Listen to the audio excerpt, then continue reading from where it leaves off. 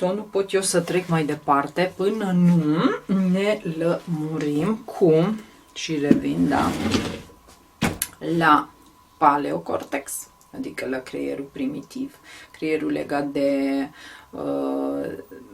frică, da, de sistemul simpatoadrenal, adică creierul, frica produce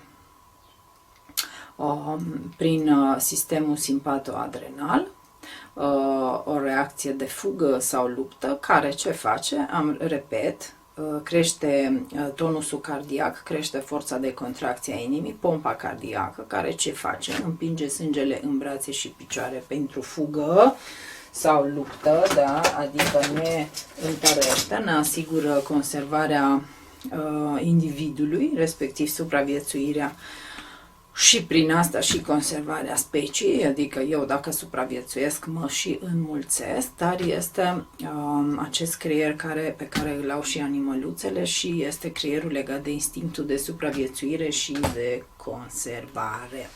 Bun, dacă acest creier primitiv face asta și la omul contemporan, în care a fi egal mai mult a avea, asta înseamnă că el ne blochează și ce face? Acest sistem simpatoadrenal, de fapt, asigurându-ne supraviețuirea, iar pentru noi a lua o notă bună sau a avea nu știu ce înseamnă a fi, adică asta este supraviețuirea noastră, în direcția asta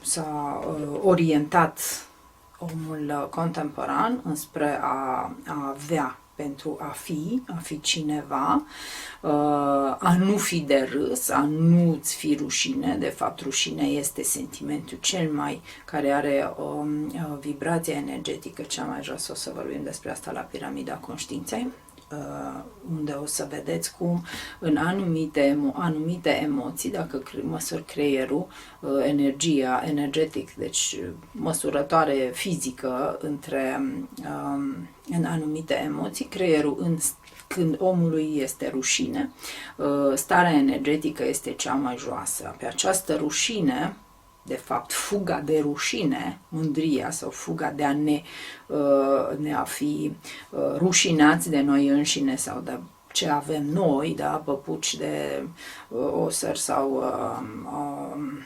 mașini de lux, asta de fapt ne face pe noi să ne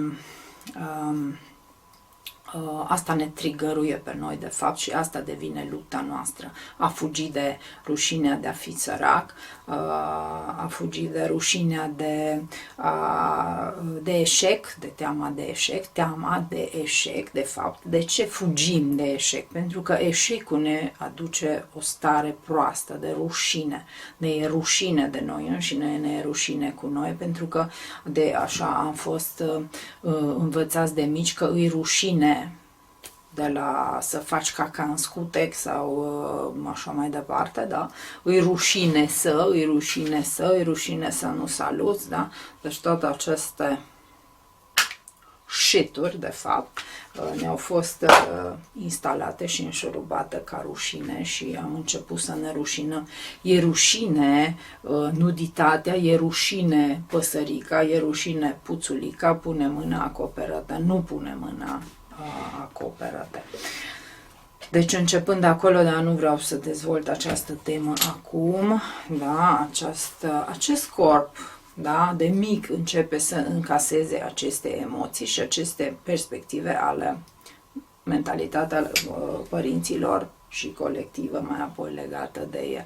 Acest corp fizic este un corp foarte fragil, ca de porțelan, da? Și noi de când venim pe lume, de mici, acest porțelan, da, începe să fie ciocănit și modelat, da? Și începe să ni se bagă în căput, să ni se bage tot felul de norme și valori și tot felul de idei care să ne corecteze, care să ne facă să fugim de a fi noi înșine și natural și să ne aducă undeva într-o ceea ce se cheamă acceptare colectivă sau la niște valori colective. Și atunci aici începe să ni se pună tot felul de lucruri, tot felul de idei, tot felul de convingeri, tot felul de norme și valori în această cutiuță, da? În această cutiuță și se reușește să se facă această programare a creierului prin faptul că această cutiuță unde se bagă idei, aceste idei se asociază cu sentimente și atunci copilului îi se dezvoltă, nu? Această persoană, această mască, da?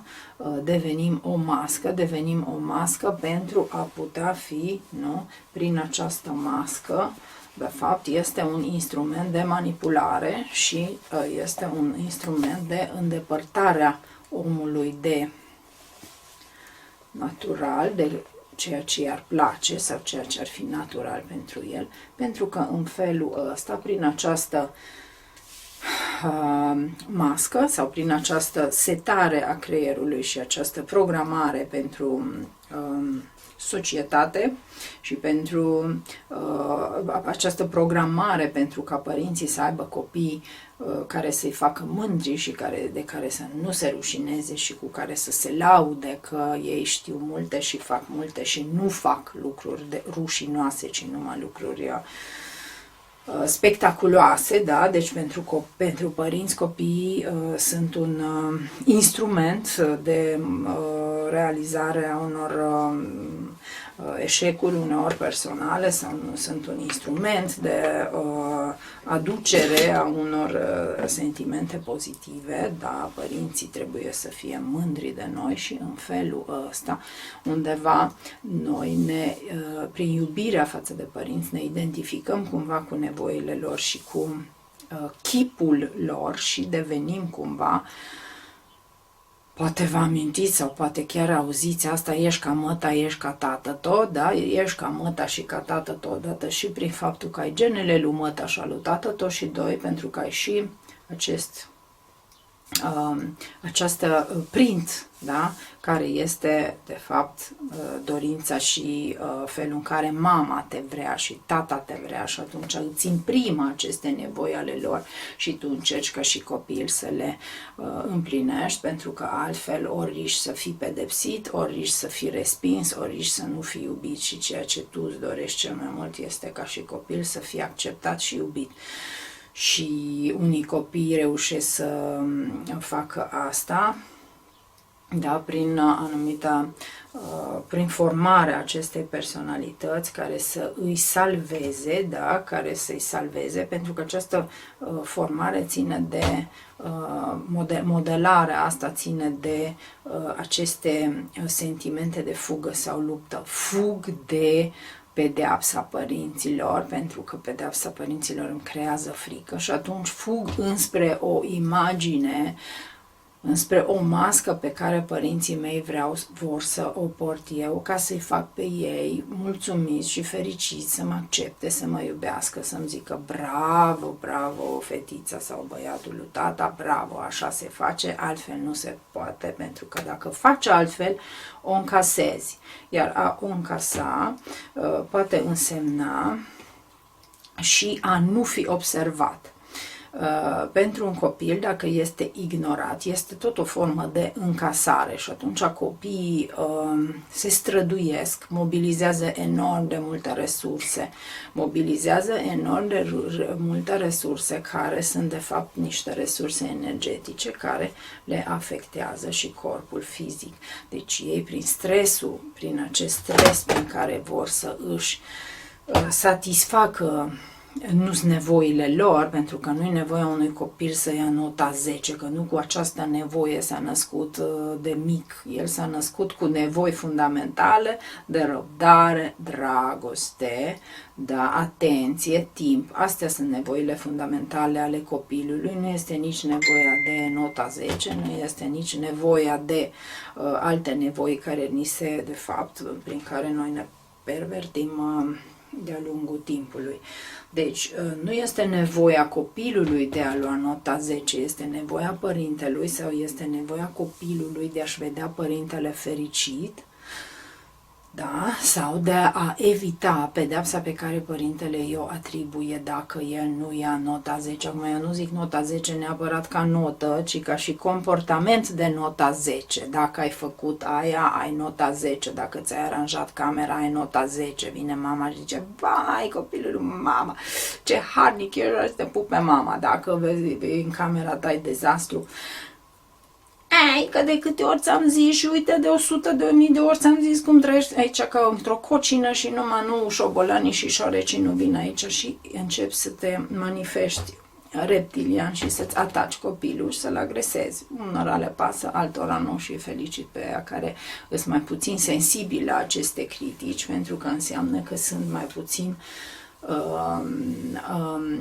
adică au cumva un scut în fața acestei agresivități a părinților și ceea ce din punctul meu de vedere ca psiholog și din punctul meu de vedere ca medic este foarte bine că îl au, pentru că în felul ăsta corpul lor fizic, da?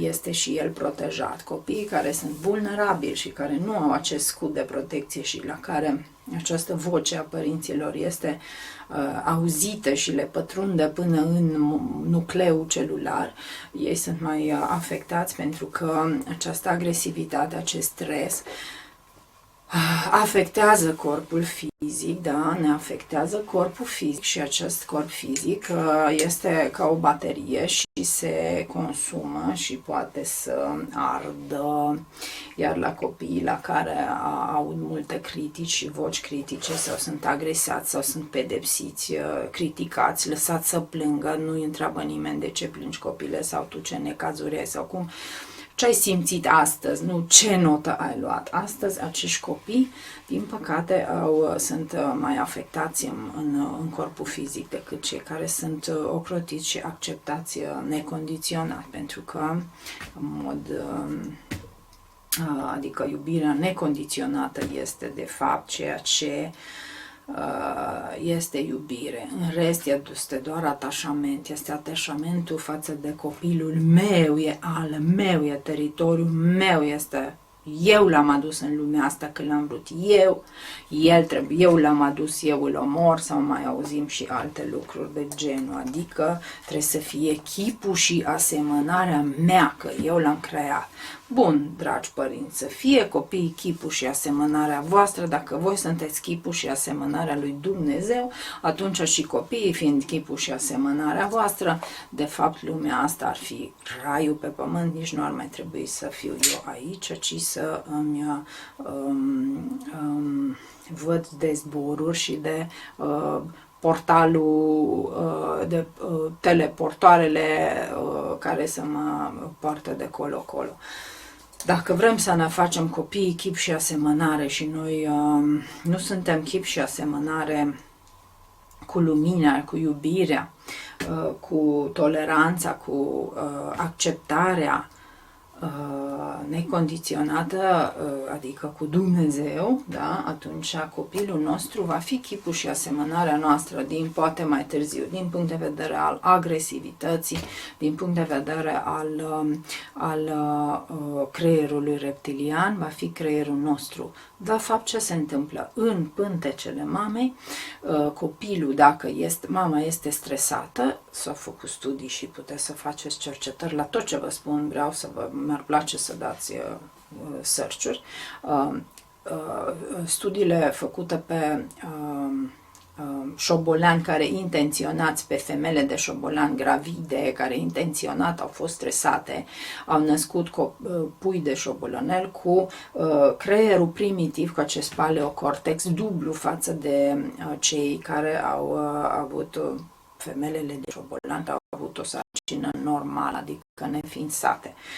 Asta exact se întâmplă și cu creierul copilului care este din pântece stresat. Dacă mama este stresată, stresul ei se transmite copilului, dar după ce te-ai născut nu înseamnă că ești o ființă și o entitate liberă și detașată pentru că acel cordon umbilical este de fapt un cordon emoțional și stresul nostru al părinților, copiii noștri îl percep.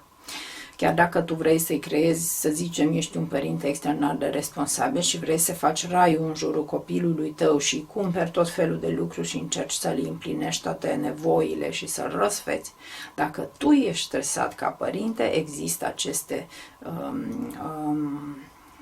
găuri vermiculare sau aceste canale de comunicare subtilă în care stresul tău este stresul copilului tău, pentru că, ADN-ul nostru este în copiii noștri, deci vă rog să studiați biologia lui Lipton și să vedeți că la ce concluzie ajunge el din om de știință, materialistul din celulă, că de fapt spiritul vine la materie, adică mentalul sau forța, spiritul părintelui vine la materia, la ADN-ul lui care este în copil și aici e o întreagă complicătură despre care o să vorbim.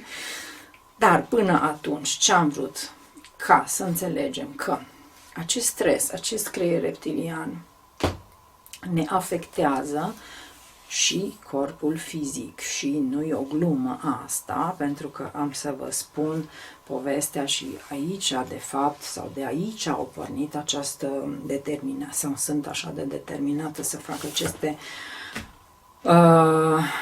să share-uiesc aceste informații, pentru că am întâlnit povestea, adică în munca mea, la fundația mea unde lucrez și așa, au venit sau am asistat la două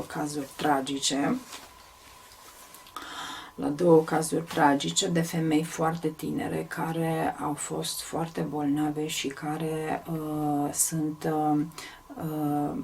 din punct de vedere fizic sau din punct de vedere al existenței, nu mai sunt în acest plan fizic, în acest univers, decât ca rămășițe terestre la locul unde au fost îngropate. Aceste două tinere, una dintre ele, și de aici vin înapoi la copii și de ce insist așa pe relația părinte-copil și să creșteți înainte să vă mulțiți. Una din aceste tinere, pe care o am și pe canalul meu filmată în timp ce își semna un tablou și am făcut și o expoziție unde a participat și ea cu această lucrare, dacă aveți curiozitatea să vă uitați acolo, de acolo despre ea vorbesc. Una din aceste tinere, da,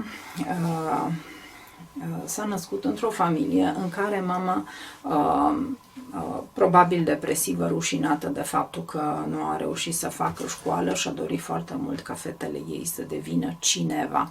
Deci această idee, vedeți, de a fi cineva, această idee de a fi cineva a preluat-o, desigur, fata, pentru care își iubea foarte mult mama și vroia să-i pună zâmbetul pe buze și îi punea zâmbetul pe buze mamei, învățând foarte bine.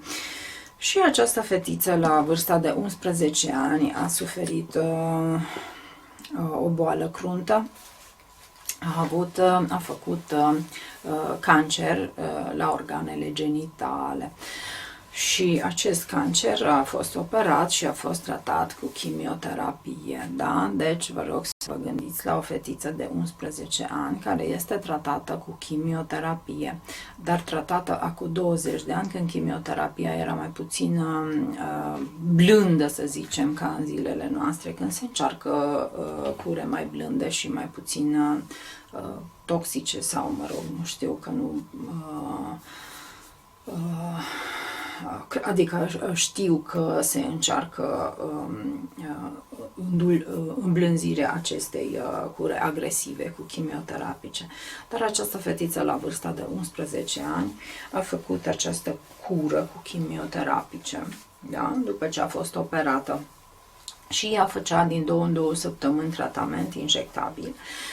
O săptămână îi stătea acasă pentru că, vă dați seama, își voma și sufletul și era foarte drastică această cură, dar în săptămâna următoare, care îi rămânea liberă până la următoarea tură de otrăvuri, trebuia să meargă la școală.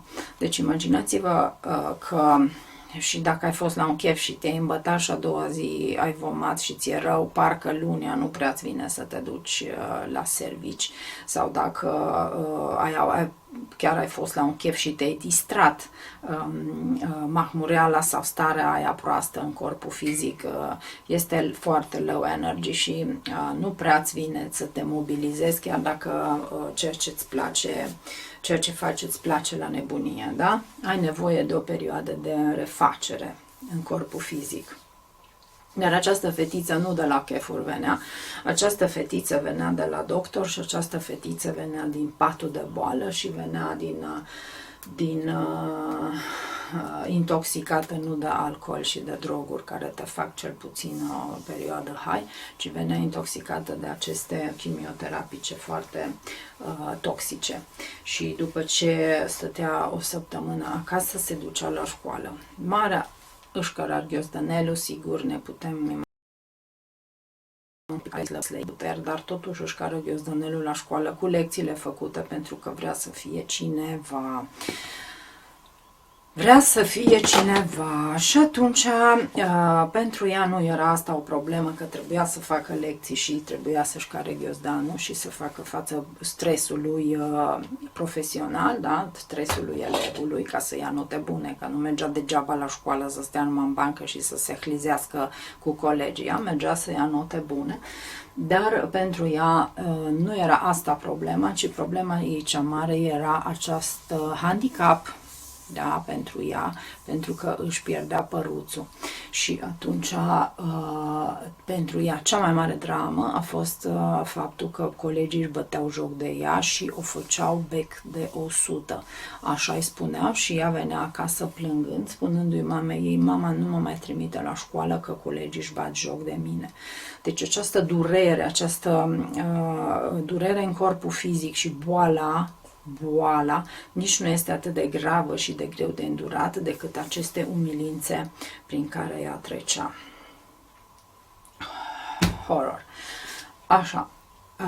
Bun. A trecut perioada asta, ea a făcut aceste eforturi, dar vă întreb eu, unde sunt instinctele noastre materne dacă vrem să aducem copii pe lume? Dacă aceste instincte ale noastre materne sunt tulburate de această jenă sau de această nevoie de a marca teritoriu în lume și de a fi cineva, dacă eu n-am putut să fiu cineva, de ce trebuie copilul meu să preia această sarcină ca să fie el cineva? Unde sunt instinctele noastre materne? Pentru că un animal își protejează puiul. Nu vreau să acuz această mamă, doar vreau să spun că această mamă este la rândul ei, sau era o inconștientă, avea anumite valori și anumite chestiuni bagate acolo și nu se putea accepta ca bucătăreasă și atunci prin acești copii pe care i-a adus pe lume și a reușit să facă din amândoi pe cineva, în felul ăsta ea de fapt își pansa rănile de a nu fi cineva. Bun, dar aceste răni pe care ea și le-a pansat prin două fete sau de această jenă socială pe care a pansat-o sau a depășit-o prin aceste două fete sârguincioase care au devenit cineva, au făcut ca una dintre ele să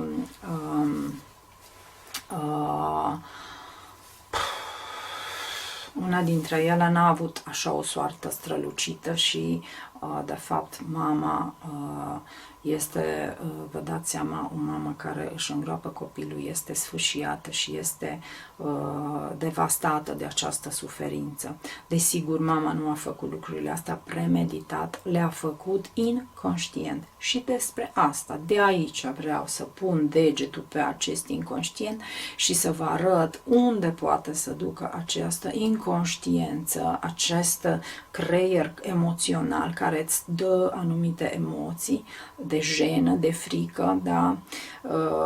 De rușinea, frica, apatia. Astea sunt sentimente care acolo stau și ne inundă creierul rațional, creierul frontal, cortexul frontal, că nu mai gândim limpede, suntem blocați în aceste emoții și aceste emoții, aceste blocaje, teama că această fetiță să nu fie cineva, a făcut-o pe mama să-i se blocheze aceste instincte materne de a-și lua puiul și a-l proteja și a-l ține un an acasă, dă încolo de școală și în frasul ei de școală, copilul meu, sănătatea lui, corpul lui fizic este mai important decât orice școală și orice note și orice cineva. Ei, mama aceasta, aceste instincte se tulbură, nu mama aia, că noi mamele, instinctele sunt tulburate, trebuie să fim foarte atente și să observăm și să ne asumăm lucrul ăsta. Înainte să facem copii, ar fi mai bine să ne rezolvăm toate rahaturile astea și să încercăm să nu ne mai folosim, să ne mai hrănim ego-ul cu acești copii. Bun, această fetiță, da, a depășit acest moment al căderii părului și a umilințelor pe care le trăia. A depășit și răul fizic prin faptul că chimioterapia cândva s-a terminat și s-a vindecat din punct de vedere medical, deci s-a vindecat de cancer. Dar i-a crescut și părul, dar datorită faptului că a trebuit să ia vitamine și să se întărească, a început să se îngrașe și atunci a devenit dintr-un copil slab și chel, a devenit un copil gras care din nou era bagiocorit de către colegi. Noi zicem copiii sunt răi, nu copiii sunt răi, ci faptul că lipsim din ca model, da? Sau faptul că noi nu ne educăm copiii sau noi este ceva care se transferă în copiii noștri de sunt răi, că ei nu se nasc răi, și acest spirit de turmă pe care chiar reușim să-l, dacă vă uitați la domnișoara învățătoare de la Liceul de Muzică, care formează caractere învățătorii și educatorii, care puneau copiii să își bată joc de băiatul sau de băiatul pe care i-ar certa și să îl eticheteze și să îl umilească și cu voce puternică a întregii clase, hai să ne batem joc de copilul ăsta. Deci această manipulare pe care pot să o facă și părinții și învățătorii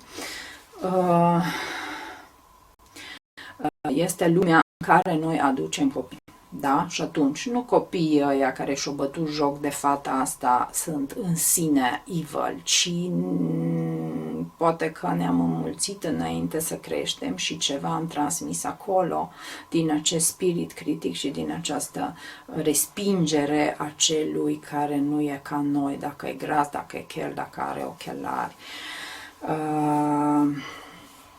Da, mi-amintesc că și eu eram foarte rea și că aveam și eu copii pe care îi bagiocoream și când am zis asta la fiul meu, s-a supărat foarte tare cum am putut eu să fac așa ceva, dar am făcut, recunosc și multe lucruri recunosc și multe lucruri le regret, dar nu mai am cum să le îndrept decât înspre viitor, încercând să vă fac să vă treziți, încercând să vă fac să vă treziți. Ia uite,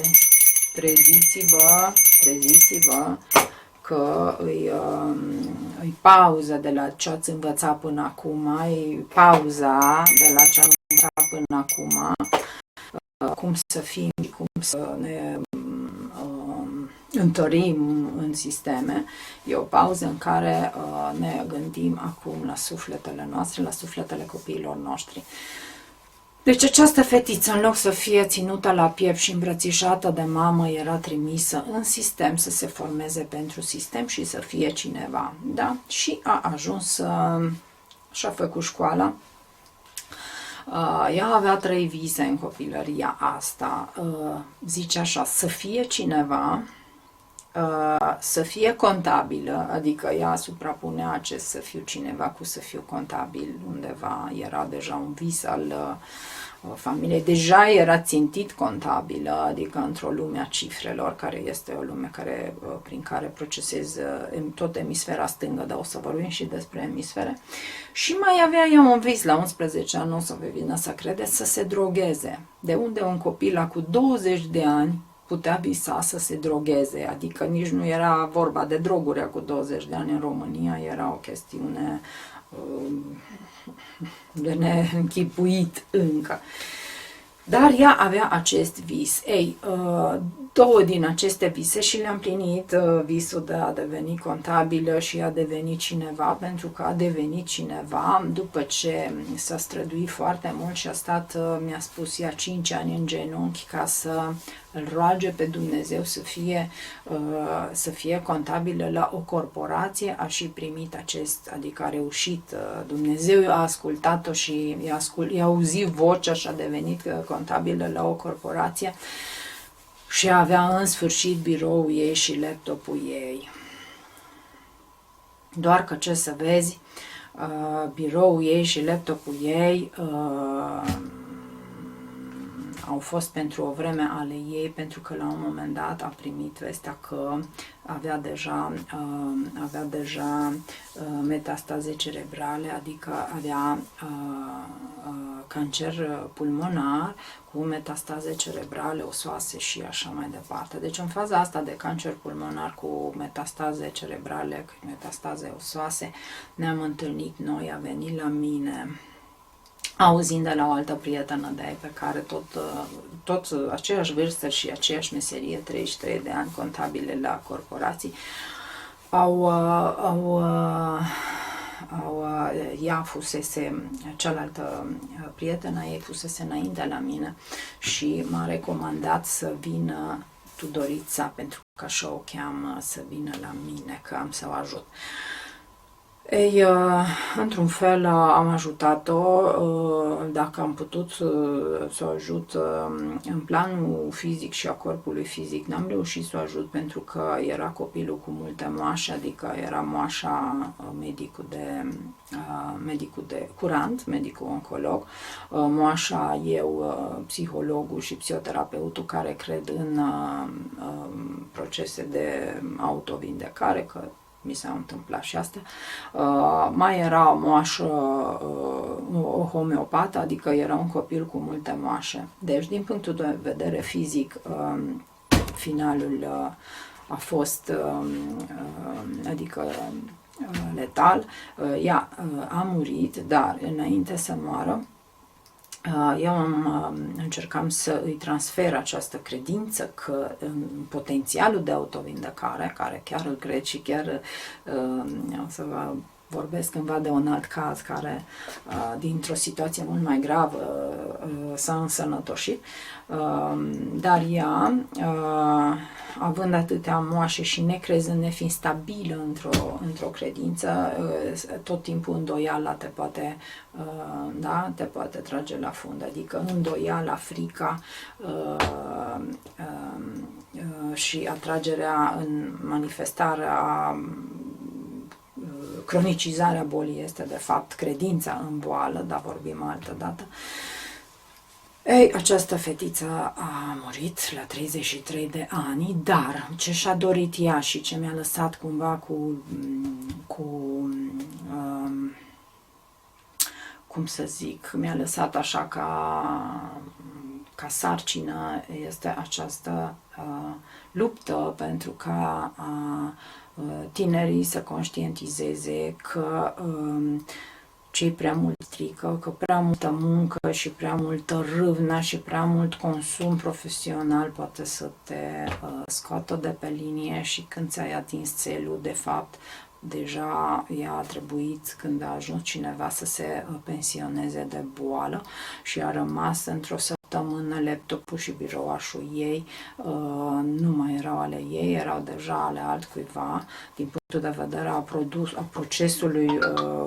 procesului, cum îi zice, a procesului ăsta economic, e normal ca tu, angajatorul, dacă cineva se pensionează de boală, să angajezi pe altcineva pe acel post, dar pentru fata noastră a fost o altă mare traumă și o altă sfâșiere și un nou sentiment de abandon pe care l-a trăit. Și foarte greu i-a fost să accepte și ideea asta, că este deja este un reboot și nu mai poate să se întoarcă și sau este absolut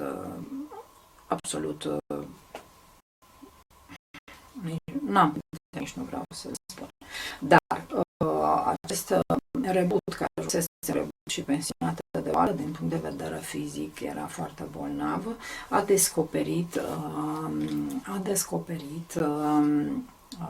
am chemat-o la niște ateliere de pictură și ce am descoperit împreună a fost că era un mare talent artistic.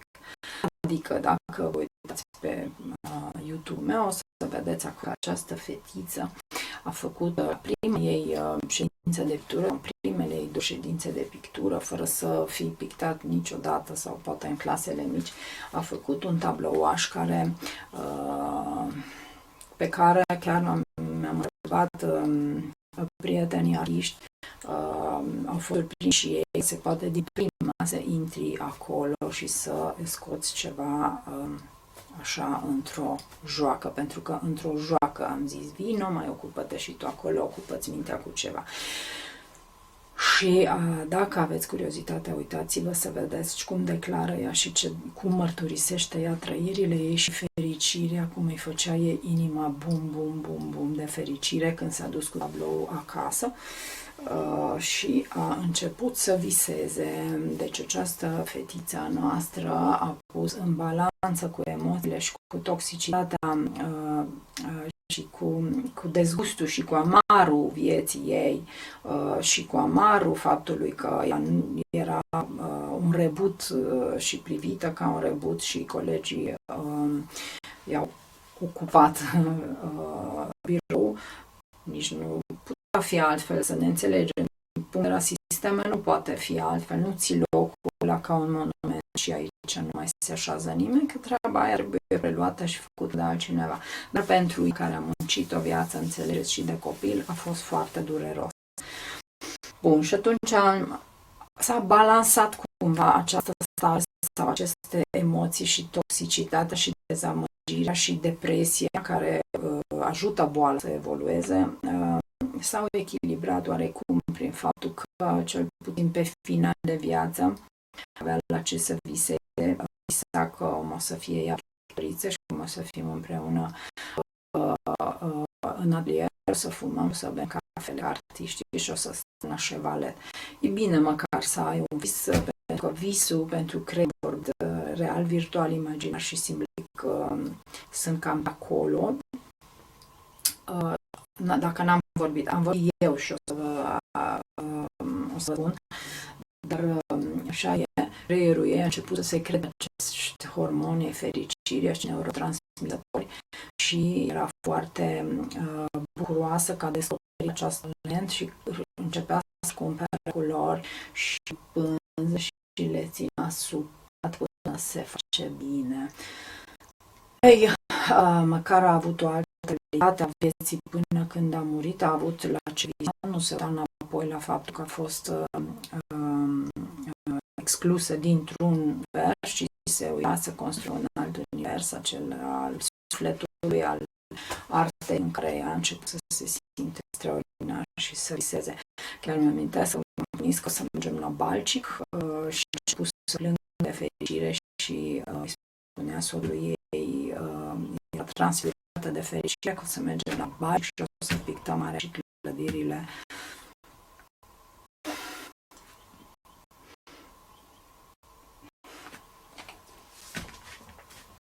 La Balcic.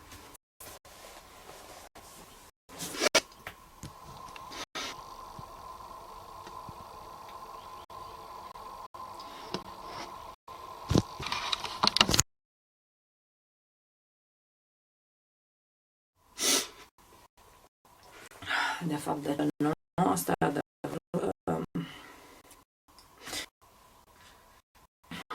mă sfârșit aceste povești și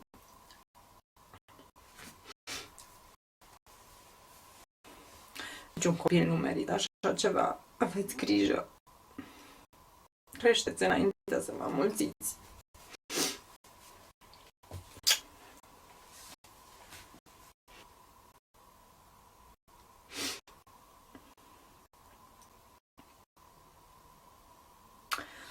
creșteți înainte să vă mulțiți.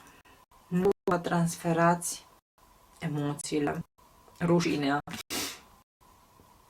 mândria, apatia, frica. Nu le transferați ca bagaj genetic copiilor voștri, pentru că asta se întâmplă. Când te mulțești, de fapt, transferi pe lângă bagajul genetic fizic și un bagaj genetic emoțional. Nu? Tot inconștientul îl pui acolo în bagajul copilului tău, în creierul copilului, ADN-ul copilului, în nucleul fiecarei celule a copilului tău este gena ta și gena paternă care se ică și care este un produs, acest copil este un produs de concepție, da? Este un produs de concepție. Creierul lui se dezvoltă în pântecele tău, mamă, care vei fi sau care ești, s-a dezvoltat deja în funcție de emoțiile și experiențele pe care tu le-ai avut și ale soțului tău. Deci, creșteți înainte să vă mulțiți, rezolvați-vă aceste emoții